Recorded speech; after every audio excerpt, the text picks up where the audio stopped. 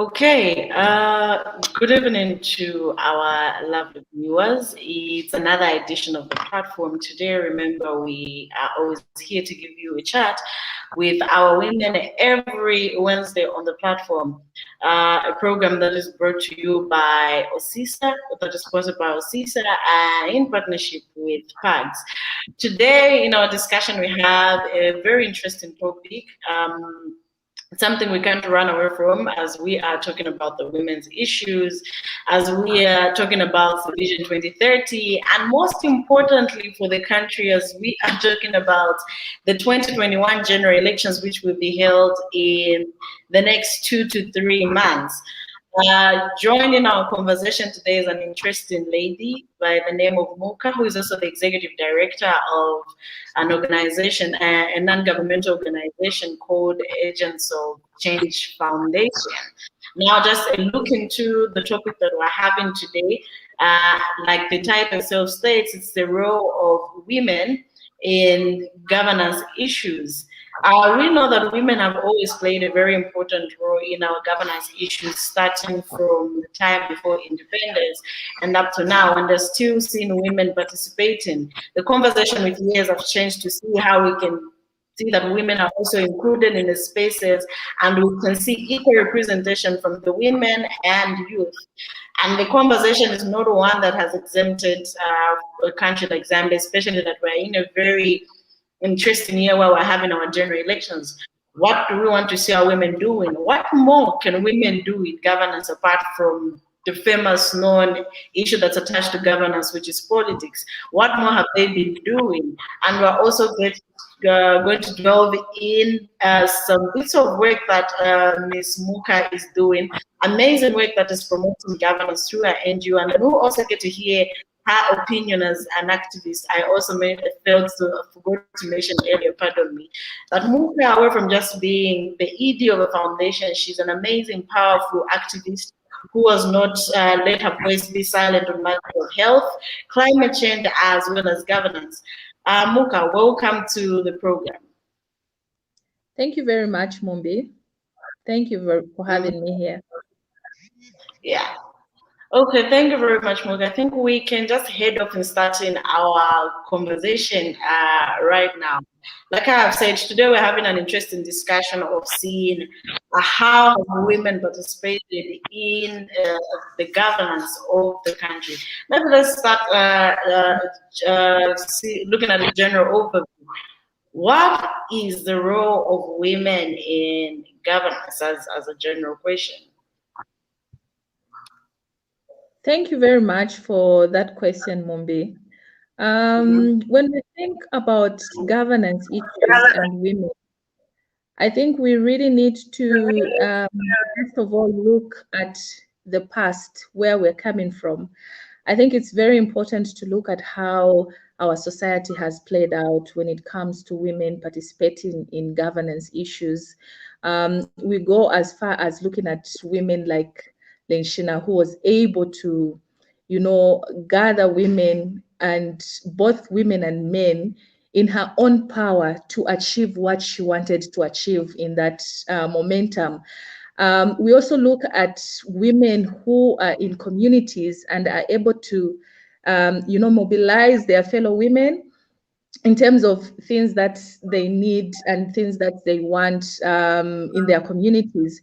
I think I'll give an example of a situation where a community does not have clean drinking water. Do you know what happens? It's women who get up together, mobilize themselves, and either say, oh, we're going to, meet our leader. It could be the headman, or it could be the councillor in that place, or the MP. And all these, when we look at them, this is how far and how much we've come as a society in terms of what women can do and how women can be able to, mobilize themselves, how women can be able to speak out on issues that affect them, of which in this case is governance issues all around our community. And so even when we're talking about the role of women, it's very, very important to remember these, these acts of how women have really come out and talked about governance issues. So then the question you're asking to say, what is the role of women in governance issues? I think their role has really, really been clear. Their role has really been clear in the sense that they've been able to speak out on issues that affect them in their communities. They've been able and they've shown us. The only challenge that we have has been that not so much has been, documented about, women that have been able to rise up in their communities and be able to talk about such issues. I think for such issues, we even take them back home. If we think about our mothers in our communities or either in our homes, when they see something wrong, they usually speak out. And for us, we are not thinking this really could be, a governance issue because it's your mother who's speaking out on something that she doesn't like, or maybe the road that is in your area, or maybe it's the waste that is in your area. Because why we have become so familiar with such issues, and we think, oh, it's just my mother speaking, but those are the real issues, those are the real governance issues that we need to look at. Yeah. And that's a very amazing contribution. I like that you have changed the direction of how we have in the past days looked at governance. I think we can all agree that it's been difficult to separate governance from politics, of which we know. Well, naturally, it is difficult because eventually it's always trickles down to who is responsible, and it will eventually begin to talk about leaders and their corporations. But we also can't ignore the contributions that individuals and societies in the society have put in, as well as NGOs. But at the core, seeing how women have interacted with the governance issues, as far as breaking it down to simple issues like water, which is amazing, because you can imagine there are people out there who would think, the women talk about waste because they don't like the dirty. But for you to highlight that it's a governance issue, I think it's a very important thing that people must understand, that it even goes to the basic things that affect our communities. And we have seen that women have tried, and in fact, not even tried, they've actually managed to be the leaders and leading these conversations that affect the issues at the heart of the communities themselves. So now, maybe just to tell something to our viewers, Muka, under the Agents of Change, are doing an amazing project called the Girls Speak Up. I'm one of those people who had an opportunity to get to interact with her as well as the projects they're doing. And it speaks so closely to what governance is and women. I think I would want to hear you, Muka, maybe share with our community here that are watching us what the Girl Speaker project is, so that I can, as I'm asking questions about it and as we are delving into governance, I know that it's so much attached to governance. Our listeners and our viewers can be able to relate with the conversation that we're having. Thank you very much, Mumbi. So the Speak Up Girls project is a project that we are working in partnership with the German Corporation, Alliance for Community Action, and the Sunshine Cinema. And so the Speak Up project is really focused on girls.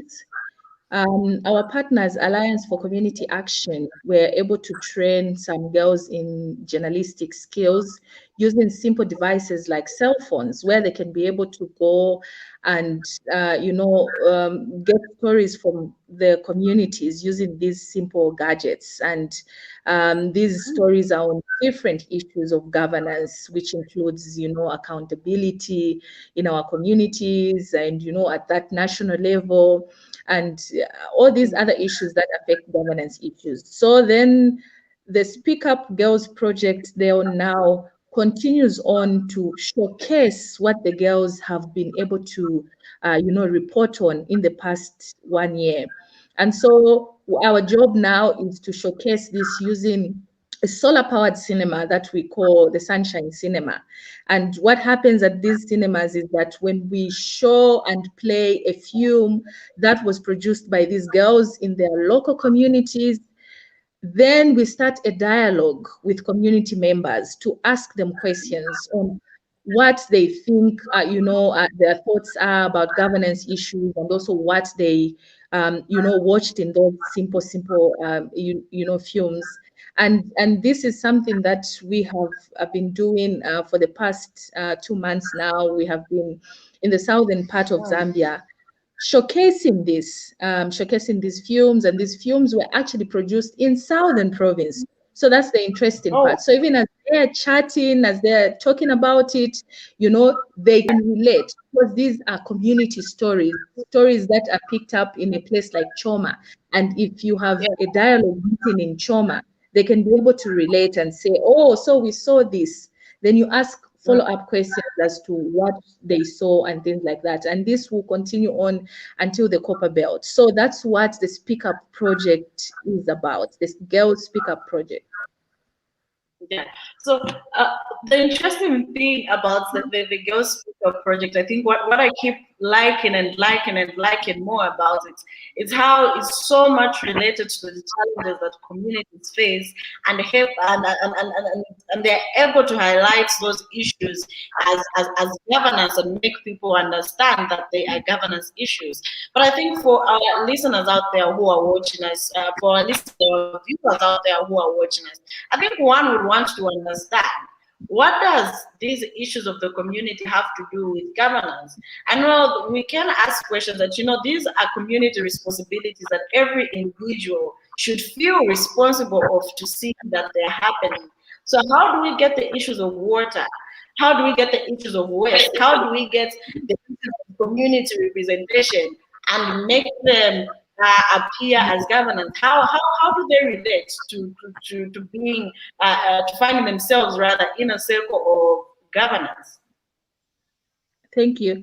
I think for these kind of stories, we need to note that most of them are actually focused on social accountability, as to how you and me are accountable for those things. But then also, away from that, there should be someone who's accountable for not providing that kind of a service to the community. And these could be different leaders in communities that are responsible for this. And so most of these stories are actually focused on such kind of sentiments. And so it's really in that line that we marry them to governance issues, because governance is not really about politics. Governance is just, how you want to how you want. I don't want to use the same word as govern, like how you want to be governed, but but really that's there, yeah. So that is the distinction that is there, and we need to understand that all these things that you have talked about, these are governance issues. The fact that you cannot be able to access clean drinking water, the fact that you cannot be able to get people who are in charge of your waste to come and get it out of where it is, or the fact that you cannot be able to participate. And for us, we are talking really about participation. How are girls participating in these governance issues? It could be about dialogue. It could be about them aiming for high office. It could be about them being in leadership positions. So that's really our focus. How are we participating in all these, issues, be it dialogue, be it whatever you want to call it. Yeah. Okay. So we cannot have a discussion of governance without, of course, looking at some of the events that are currently happening in our country. We always have to keep reminding ourselves that this is an election year, and I think it would be information injustice to not talk about the elections and a very interesting topic we're talking about today, which is women's involvement in governance itself. Now, we have seen how women have also gotten actively involved in some of these political structures, not only in political parties, but even in their individual capacity, and how we've seen that they have been able to mobilize. what would you want to see? What should we be seeing women and girls be doing in this period as they are participating in the governance issues? Because we cannot take away the idea that they are citizens who have got a very powerful tool that they must use once in 5 years. And you are carrying out this project that's very interesting, that's highlighting the challenges.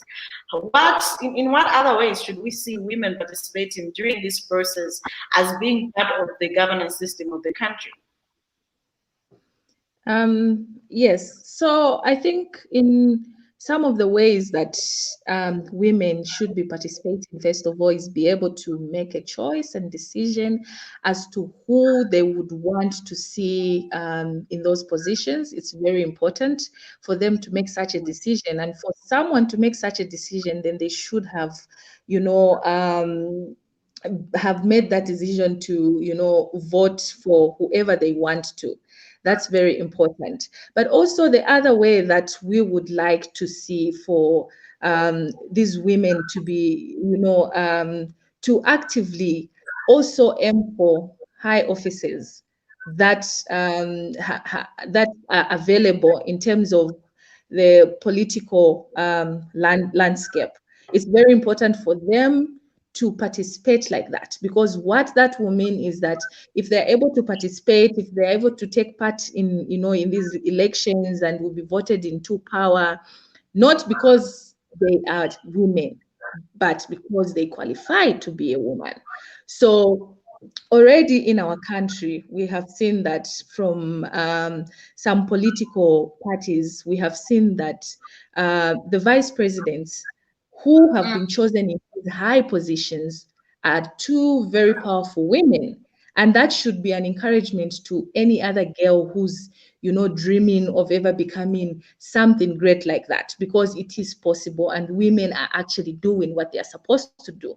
So it's very important that we look at such kind of inspirations, and also remember that women should not just be there supporting, but they should take part actively, whether be it they want to be voted into power, whether be it they want to have high leadership positions in any company. They shouldn't just be there to support men, but they should also be in that seat so that men also support them. It's very important to note. And so for these coming elections, I think it's very important we see such kind of things happening, and also ensure that women are put into these positions because they qualify, not just because they are women. So it's very important to also think about this. Okay, Yeah. interesting points there. Very much emphasizing on the idea of them qualifying, but it always becomes a different conversation altogether. I think I'm also very proud to see that we've seen many political parties make an effort in seeing that women are given positions in the high rankings of political parties as well. Better yet, being running mates, increasing their chances of being the next most powerful person in the country. Should either of those who will be elected be in power, we are sure that at least we're going to have a woman being next to the high levels of power, not just a woman, but very highly qualified, and both are very highly experienced. Of course, without disregarding those who have just joined, the political scene. Actually, it's not just the two of them. We've seen the DP also, appoint a female vice president. We have seen other political parties like the Socialist Party, how they've highly embraced the inclusion of women. We've seen how also the MMD are trying to influence their 50-50 policy as well to include women. But also, we cannot talk about these women without also appreciating the effort of the women like Shalakateka, who is in this period, in this election, will be the only female candidate in the 2021 general election, which is amazing. So I think it's a good step for the country so far. But anyway, just to get back to the conversation. Okay, I think we've lost Muka there because of network, as we wait for her to join in. The usual Zambian network. Unfortunately, something I was still complaining about last week, it's caught up with me again. But also, just to remind those who are just joining us, you are joined into a program called The Platform, and our discussion for today is the role of women in governance. It's a platform, the platform is brought to you by PAGS with support from ASISA. It's a platform that is brought to you to have discussions about women and for women and how they can be able to interact with the various issues that exist in society and how they can be fair contributors in their different levels of in the different levels that they hold in society, be it political parties, be it traditional leaders, be it in the church, be it in the schools. In the schools, we meet them even by being head teachers. We're talking about them in schools. It could be the actual pupils themselves taking up leadership positions, seeing how women can be able to be part of society's processes, even at university levels, participating in the university elections, making efforts that bring various women issues together, SRI, we are talking about the issues of GBV. We are talking about all the issues that exist in society and how women can get to be active players in these issues and begin to put themselves on the map or begin to earn scores and marks for the job well done that they've been doing and just putting it on the record and reminding our societies that women have always been there and they will still be there to support our efforts. So Muka is back. She's joined us, just being added to the stream now. Just a minute.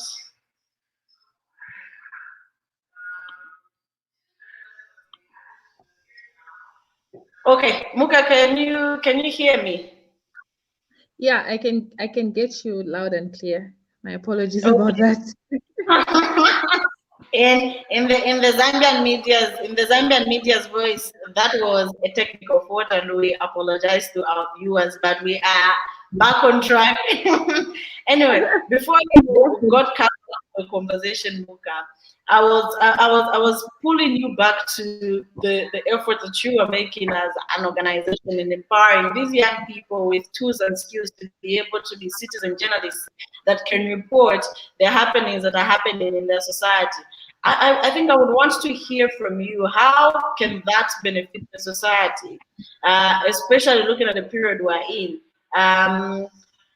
A worrisome declaration or advice was given by ECZ, which we all must take seriously, that they were really discouraging political parties from putting crowds together and, just advising them that we shouldn't see a lot of people put together in forms of rallies and all those community meetings, just asking us that we all put in the fair fight in the fight against COVID-19.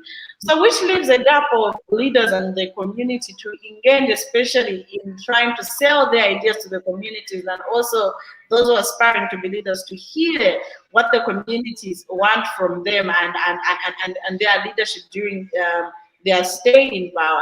I would want to understand what role will the activity or the project you're doing, the Speak Up Girls project, is going to play, looking at these gaps that have been opened up by the discouragement that was given by ACZ, which we must all take seriously. Yeah. So, like I mentioned earlier, the girls that are working on this project have been trained to capture stories using simple gadgets like their cell phones in their communities. And so, what this means is that we're going to be getting authentic stories. These are stories that are within the communities. You see, it's a situation of where you know A, B, and C, and you see their story somewhere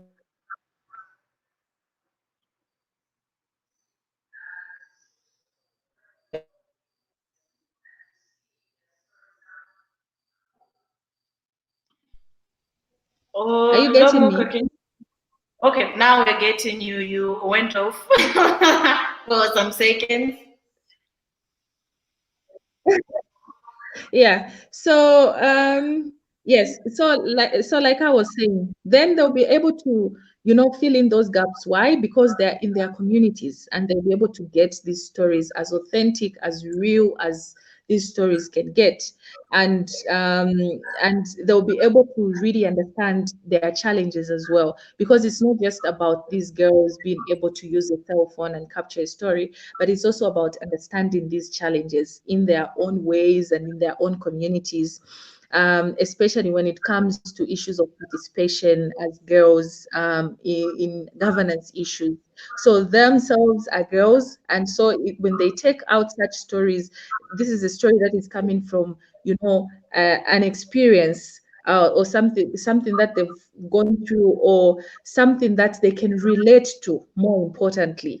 And so in different communities, when such a thing is happening, stories are being gathered, people will know. So people will be informed about, such kind of initiatives. So it's very, very important to understand that this is actually what will be happening.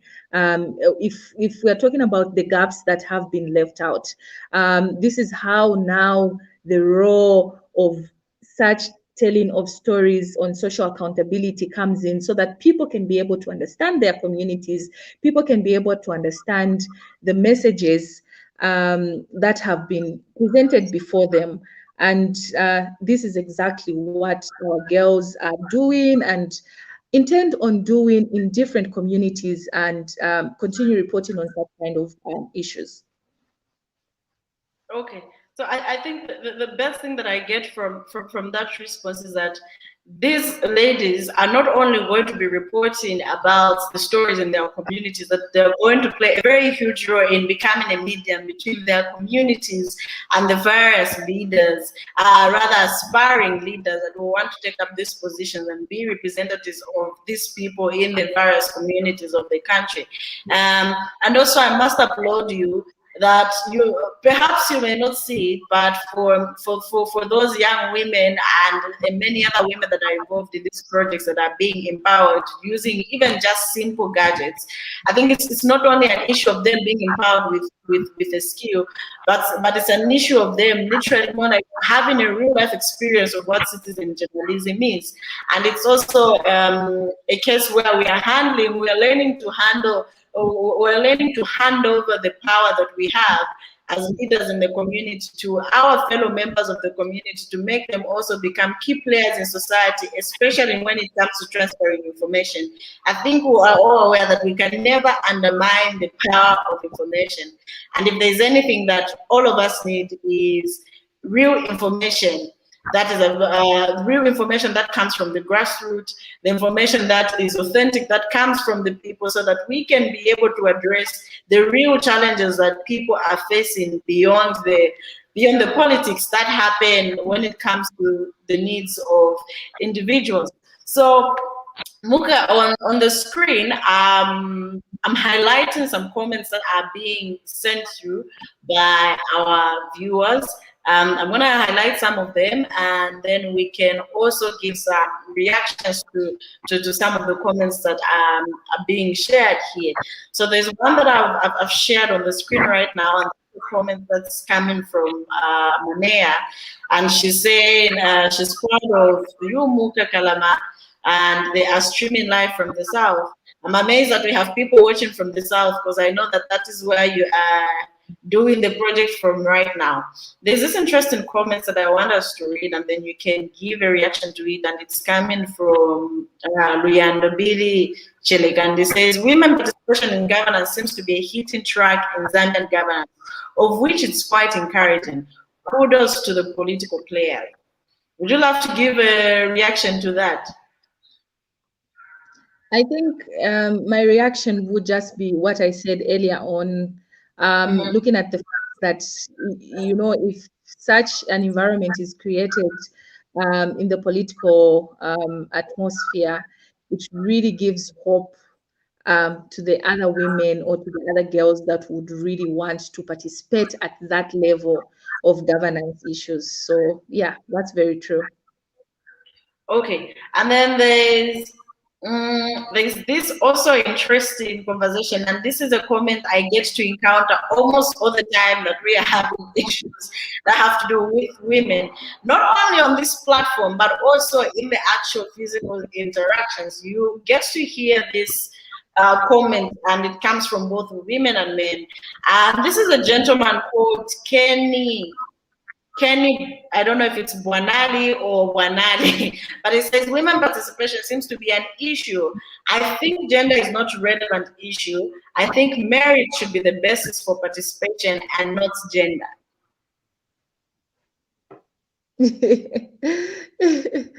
Yeah. I think in most instances that has been the case. I think especially when we look back at how we started, to fight for women empowerment or women to be in high positions. It was always about, uh, the person, the one who's female should get this position in any setup, whether people go for job interviews and there are three male and one female, they'll say, oh, we gave the job to a female and things like that. But for me, really, I do believe that people should get these positions because they qualify for them, not just because I'm a woman and I should be given free things, or I should be given a position that I don't even understand. But the fact that if I'm able to compete fairly, that is equality itself. That is equality itself in a sense, because if I'm able to compete fairly and be given such a position, then it's on merit. Okay.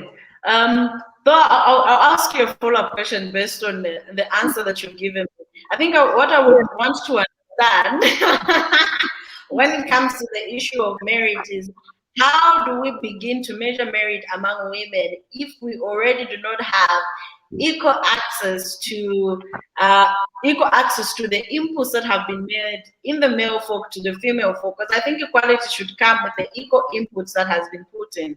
And I think for generations it has not been the case, of which we cannot blame the generation. It was a culture that we are brought in, and it's just a culture that we are trying to change in order to see that we make the equal investment of women in various places that we would want to see them begin to participate. So how do we claim that we should pick them on merit when already the environments that qualify for merit are not given equally to have not, and this is when we're just beginning to make the effort to make it equal. But as you answer that question, I also want you to look at it in the sense of how much we've seen now a lot of educated women getting up and trying to get the position. And I must also state that it also becomes a very uncomfortable issue for me every time we're going to have women being questioned of merit. And yet we naturally see it fit when it's a man, before we even question their qualification and what the track record is, we already see it fit. Even if they're confident and they're not qualified, we see a leader in them. So I would want you to answer it in that aspect, considering how unequal it has been. Like I've said, it's not our fault, it's a culture and it's something we're trying to relay. How do we claim equality and demand for merit? Yet it has not always been, we have not always had the equal input among the genders. Yeah. So for some time now, I think that the issue of gender equality has been so much focused on the girl child. Believe you me, I think there's been a lot of programs, a lot of schools. I think even when we were growing up back in the days, there were a lot of schools that were promoting such kind of, girl child activities, and they would have separate classrooms that would be for, girls alone and things like that. And now what we were not realizing is that as we were doing that, we were leaving out the men in this whole agenda of equality and empowerment. We were leaving them behind. Yes, we know they are privileged in some sense. We know that just by virtue of being male, you are privileged to certain things. But when we talk about this fight, we were then leaving them behind, because if we focus so much on the girls, then this empowered girl that quite all right, you qualify to empower and give all the resources to, then there's this man behind them that has been left in the process. So it's very difficult for then girls to come and work with these men at a certain level, because they will always feel like they need to be fighting, when they need to work together. So that has been, and like you said, society has really contributed to that, because when we were growing up, there was a lot of talk of how we have not been given enough opportunities, and which has been true, even with statistics, in our country. It's very clear of, the status quo right now of women, and how they can be, like how they are, participating in different kinds of issues. So then when we talk about how can we fight for merit when we've not been given, it's a two-way situation. It just depends on how you look at it. And when we're talking about merit, we are saying that someone should be able to qualify in a certain way. You see what I mean? So this it will feel like a handout now if we start saying, oh, because she's female, then she should be given this position. If someone has not gone to school for that position, then what are we doing? Those are things that we really need to think about. So we are saying, yes, opportunities were not given for females. Then that has been our fight, because I believe that in the past few years, we have tried our best to ensure that girls are given an opportunity. You and me wouldn't be here right now if we were not given an opportunity to go to school, if we were not given other opportunities that we've had in the past to be able to, sit in here and even be able to analyze such kind of issues. So then this should be the result of what has been happening in terms of, women empowerment, in terms of ensuring that the men are also empowered. I think it's very important that even as we are talking about these issues, we always carry the agenda together, because women's issues will always be issues for everyone. There's no way that we can isolate ourselves and say, oh, there are these issues and things like that. But if we isolate ourselves in such a way, it will be very difficult for us to develop. That's why we need men to keep on supporting us in this. So I can't say entirely that we have attained what we are looking for. We haven't. I mean, the statistics are very clear about that. Look at the number of, females that are in our Zambian parliament, for instance. Look at the number of females that are heading, big corporations. Look at the number of females that are even in simple fields that we are in, like you and I. It's a handful. So it's a two-way situation. I can't entirely say this.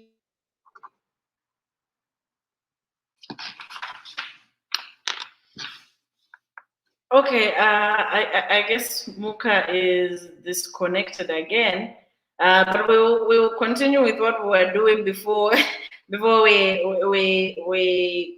got into a short topic of women and how they've been empowered. There's a comment here from Natasha Sakala, and she says, "Oh, thank you, Muka. You are welcome back again." Okay, yeah. So I think to just pick it up from where we left, we were still reading the comments from people and giving reactions to those. Natasha says, yes, please, participation at all levels of society, feeding into the national agenda. Any reaction to that? Pardon? I'm saying there's a comment in front of us sent in by Natasha. She says, yes, please, participation at all levels of society, feeding into the national agenda. Are you giving a reaction to that, or we go to the next one? No, I am giving a reaction to that. It's very true, because it relates to something that I was talking about earlier on. And if such a thing happens at all these levels that I've talked about, I think it feeds now into the national agenda, where it's this agenda is for both male and female. It's not just a female agenda. So yeah, that's very true. All right, for our viewers and last, those who just joined in, this is the platform that brought to you by Tags, support from the CISA, to discuss women's issues and their international development. And today we're having a conversation with Muka, the Executive Director of the Essence of Change Foundation, and we are discussing the role of women in government. we are taking your questions, your contributions. Please remember to like, share, and leave a comment. But we would really love to hear what your thought is about this issue. Please send in the questions so that Miss Muka can get to answer some of those questions. As you can hear, she's answering some questions right now. Muka, we can get back. There's also that interesting comment that has been sent in by Elizabeth. And she says, very impressive topic. Women have an important role to play in society in terms of contributing to the growth of many things due to the fact that we are more brave than men in most cases.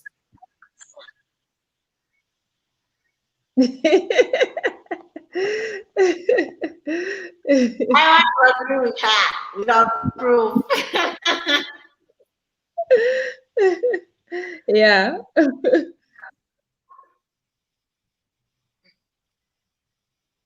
Okay, are you giving a reaction to that? How true is it that we we are more brave than men in most cases? I think it also depends with what kind of situations we can handle. Um, so the brave then comes in dependent really with the situation, because we can't entirely say that men are stronger, I mean, are braver than women, or women are braver than men, but depends with the situations. Actually, there are situations that women actually attend to better as compared to how a man can handle such kind of a situation. Yeah, carrying forward all these things. Okay. Okay. One last comment before we head back to the discussion. We'll check the last comments. At the end, there's a comment there from Kunda Mwitwa Gilbert. And she says, the Speak Up Girls project is a great initiative. I agree. And it helps the women to get first information as it is on the ground. Kudos, Muka. That's Kunda there sending in some praises for the amazing job you're doing with the Speak Up Girls project. Anyway, to get back, we are still having a bit of a touch on the elections and their relation to governance. We'll be having an election this year, Muka. A very interesting election where we're seeing a lot of women coming up. After 12th August, you'll be in the booth on the 12th of August and you are going to make a vote. And by the 13th, we would want to see certain things representing particular interests being shown through individuals that were going to be voted in. Tell me what you would want to see, especially in relation with women representation after 2021 general elections.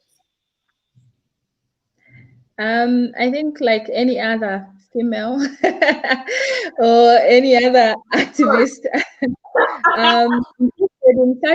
in such topics, what I would definitely want to see is obviously us having put in power women that we think deserve those positions, and maybe also women based on that merit that we were debating about. But I think what I would want to see is a status quo of even simple things like our parliament change to say, oh, we have more women in parliament now. I think that is also something that will really be of significance, because what that will mean is that those women that will be voted into power will be able to represent us at a certain level. Why? They understand the women's issues because they are women themselves, they've experienced them. And so it will be easy for them to be able to, speak on behalf of women out there who voted them into power, to speak on issues that have to do with either governance, issues that have to do with communities, women's issues, and things like that. So it will be easy for us to relate in that way. So I think I would definitely want to see such kind of a situation. And even just away from that, I think I would really want to see? I mean, I know you talked about after the elections, but also before elections, I think I would really want to see a lot of females participating in terms of them knowing what they want, in terms of also knowing where to go and vote from, all this information that is needed before they actually make that vote. It would be very important for our mothers in the communities to understand. It would be very important for our mothers in the rural areas to also understand this, so that even as they go and vote in whichever way they want to, they would be voting from a place of understanding. So then we have included them in the process of governance issues. Then they are understanding the things that around them. Okay, great submission there. So, a gentleman here called Fraser Allen, um, amazingly has backed the thought of Miss Elizabeth Mulula. Says, Elizabeth, yes, that's correct. Even when Jesus Christ rose from death, you women are the first ones to find that he was not there, and the good news began to spread. Much respect, Mazimai.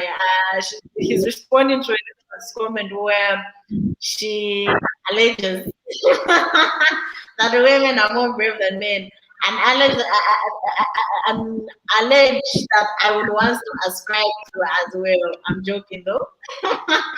Yeah. Okay. We're talking of the women and how we would want to see them participate, especially during this period. I think I would also want to commend the amazing job that the women have continued to do, especially in influencing the crowds. I think women have always been grassroots mobilizers.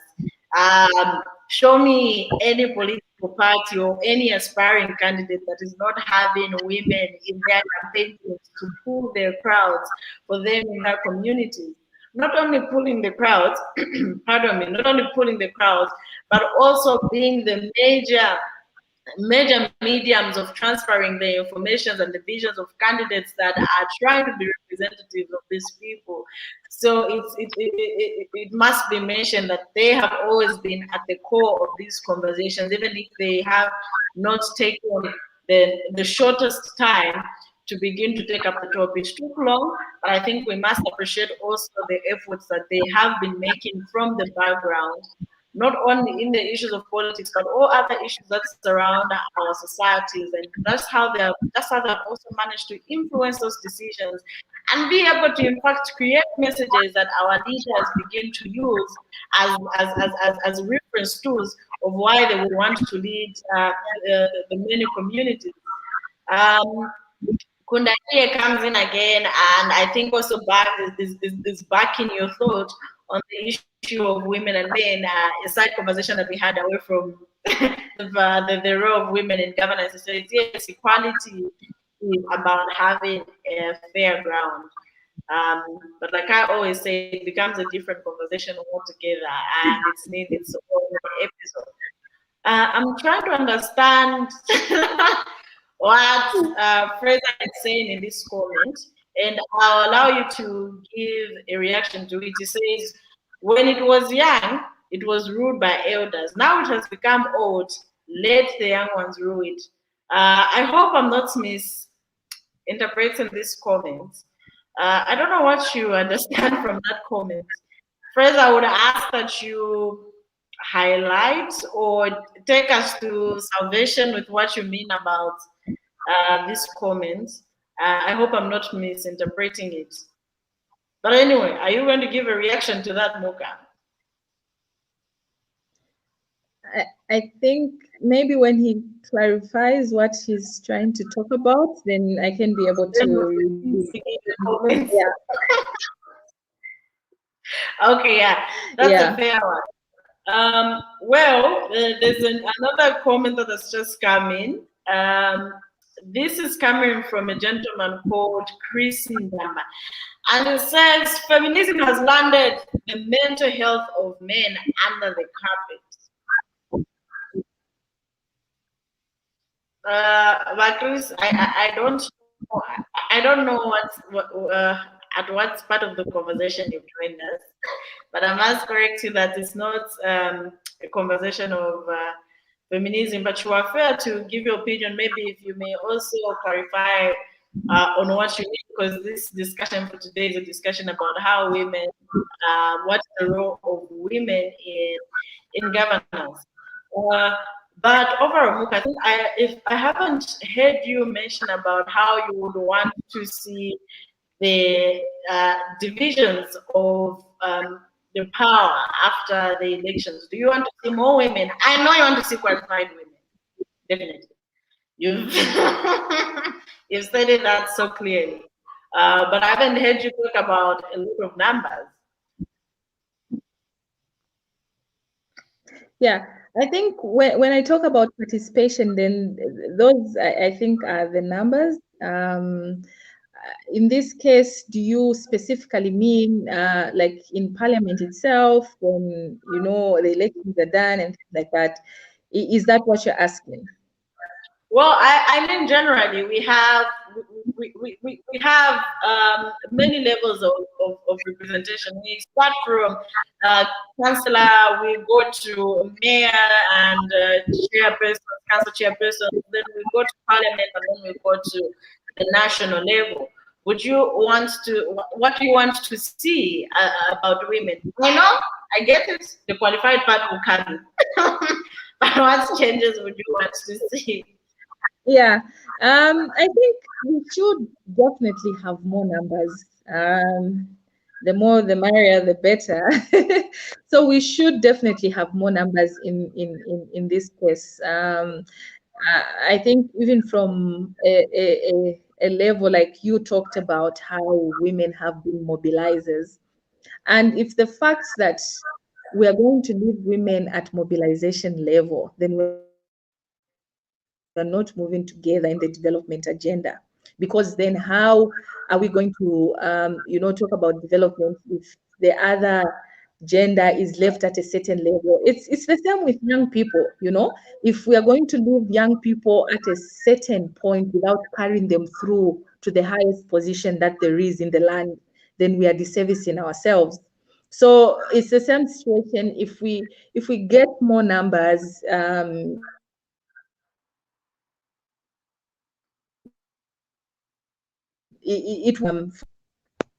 yeah, it will have a better outlook for everyone else. And the fact that women naturally are mothers, so I think then it's a win-win situation for men and women at the same time. So yeah. Okay. I hope the steps we're going to take will be steps enough to feed into the Vision 2030, where we're hoping to see 50-50 representation of women in decision-making bodies, and this start from community levels all the way up to national level. So Chris is back and is saying there is an aspect of the future is female. I think Chris, you still need to give us some light. I don't know, maybe Muka, you understand um, his points by now when he says there's an aspect of the future is female. This is a gentleman that is also from sharing with us that feminism has landed the mental health of men under the carpet. Or you would still need him to clarify. He still has 7 minutes to give himself a chance to clarify. Yeah, I think for the second part where he says there's an aspect of the future is female, this phrase has really been used a lot in terms of pushing the female agenda to a certain point. And I think in the actual sense of it, or it's not there to demonize men in any way. It's not there to think less of men in any way, but it is just there to highlight, what females can do and what girls can achieve. And the fact that we have been making these strides in the sense of how women have now become, these high public figures, you would say, or how women are getting these high leadership positions, how women now are coming out, in different aspects of life. Could be school, could be work, achieving so much more. And this is just something that highlights that and says the future is female. It doesn't mean the future is female, and then the men should not be in that future. Yeah. Okay. Interesting. So Mr. Chris has made use of our advice to clarify himself within 7 minutes, and he's done just that. So he's given this response again, where he says, let me just show the comment again. It says, it is paramount that women have taken it upon themselves to take part in the national issues at 50-50. And this calls on women to hold themselves in high regard, unlike most of the women that we have in the society. Keep it up, woman power. Thank you very much. Muka, I'll let you give a reaction if you want to give a reaction. But if you're given a reaction while you are doing that, I'll just get to highlight this comment, and it becomes the last comments that we are going to attend to. We only have 5 minutes to close the program, and we still have to give our closing remarks. So that's a comment that's coming from Christian Mutetelenu, and he says, I don't believe in female leadership. Interesting comment. I don't believe in female leadership. Ever since women have started taking higher offices and things have started going down. Madam Women's and women's skills empowerment, better in citizen journalism. What's your reaction to that comment?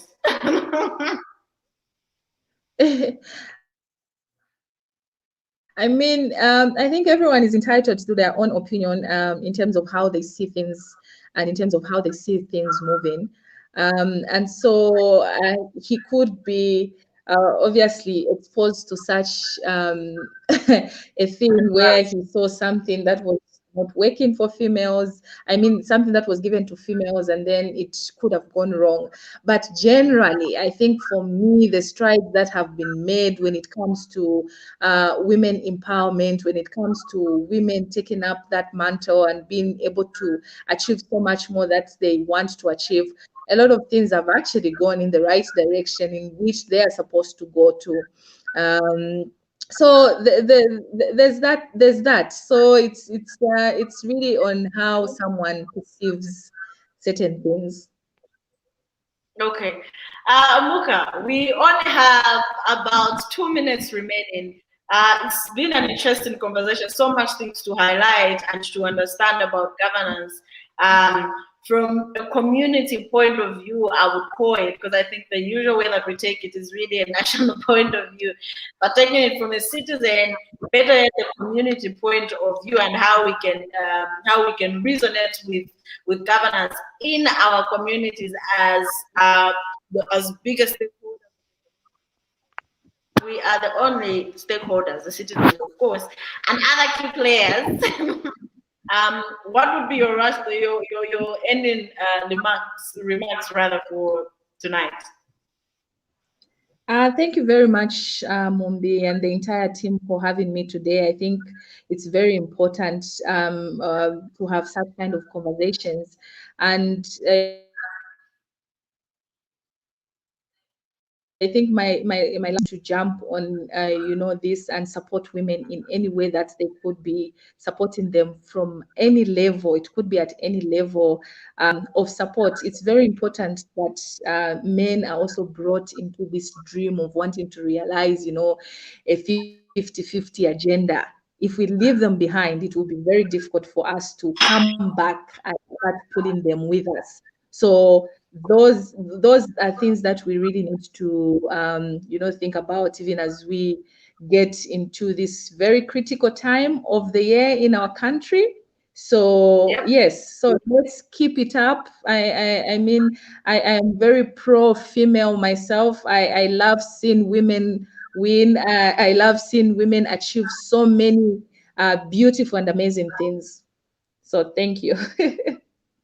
It's you and I both, comrade. It's you Yeah. and I both. To see women achieve It will be an interesting first to give to our country, but not only the country, but also generations to come, and give them hope that you can actually be a woman and you can actually make it. You can actually pursue whatever you're pursuing in society, and you can become big out of it, and that we can still treasure your abilities without attaching your gender as as as as as, as, as, as a characteristic of your ability. Muka, thank you very much for joining us. It's been an amazing conversation. I urge you to keep up with the work that you've been doing. We wish you success in the Girls Speak Out project. We wish to hear from our citizen journalists about what will be happening on the ground while we are aware that the media houses will be filled. We know that it's a very high competitive year. So we'll be waiting to hear from your citizens to share with us here what will be going on. And I hope one of these days we will get to have a chance to discuss with them on what their experiences will be during this period as they're trying to highlight the governance issues starting from community levels. So thank you very much, Muka. Okay, I think Muka has already been cut out by the network. To our viewers, thank you very much for sparing your time to having this discussion with us. Remember, this is a program that comes to you every Wednesday, 20 hours, and you'll be having this discussion with me, Mumbi. This is a program that is brought to you by BAG with support from OSISA. I think from me tonight, it's good night. We'll see you again next week, same time, same place. Have a good evening.